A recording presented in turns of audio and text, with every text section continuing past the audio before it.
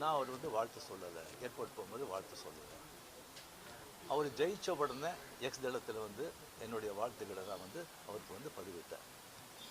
நான் 2016 அரசியலுக்கு வர்றேன்னு சொன்ன பிறகு நான் ஏர்போர்ட்டுக்கு போகும்போது யூஸ்வலாக அங்கே இருக்கிறவங்க அந்த போர்டிங் கார்டு வாங்கிறதுக்கு இருப்பாங்க. அவங்களுக்கு கேட்குறது தான் வழக்கம், மீடியா யாராவது இருப்பாங்களா அப்படின்னு.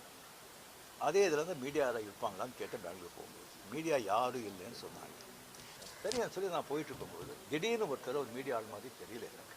ஒரு சின்ன ஃபோன் வச்சுக்கிட்டு விஜய் ஒரு முதலமைச்சர் இருக்காரு அப்படின்னு சொன்னேன். நான் என்ன செகண்ட் ஷாக், அது மீடியா மாதிரியே தெரியல எனக்கு. ஃபோன் வச்சுட்டு நான் அப்படியே பார்த்து சிரிச்சு நான் போயிட்டேன். அதுக்கு வந்து வாழ்த்துக்கள் சொல்லலை அப்படின்னு சொல்லி அதுக்கு ஒரு விமர்சனம். இன்னொன்று வந்து விஜய் மேலே எனக்கு பொறாமை. நான் அரசியல் வந்து இல்லை, அரசியல் நான் இல்லைன்னு சொல்லி விலகி ஆச்சு. அரசியல் நான் இல்லாத போது அவர் மேலே எனக்கு ஏன் பொறாமை?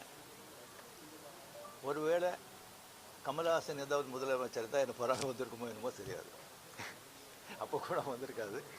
கிடைக்காது கிடைக்காம இருக்காது, கிடைக்காம இருக்கிறது கிடைக்காது. எனக்கு விஜயருக்கு வந்து ஒரு ஜெனரேஷன் கேப், கிட்டத்தட்ட 25 இயர்ஸ் டிஃப்ரென்ஸ்.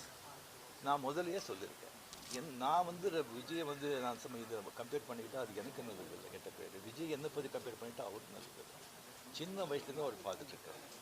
அவர் சிஎம் ஆனதில் எனக்கு என்ன போகிறாங்க?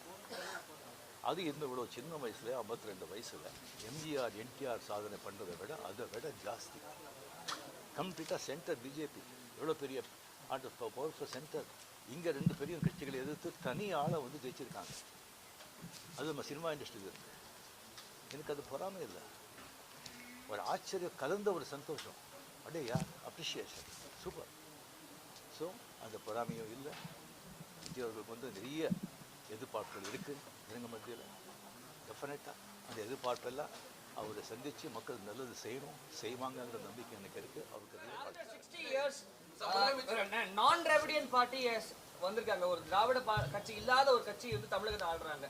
இது என்ன மாதிரியான இம்பாக்ட் கிரியேட் பண்ணணும்? சரிங்க, ஒரு 60 ஆண்டுகள் பார்த்துட்டாங்க. ஒரு மாற்றம் தேவை. அந்த மாற்றத்தை கரெக்டாக வந்து விஜய் வந்தாங்க. அது வரும்போது கம்ப்ளீட்டாக சினிமா புகழ் 100% சினிமா புகழ் வந்து அவ்வளோ வந்து ஒரு கை கொடுத்துரும்.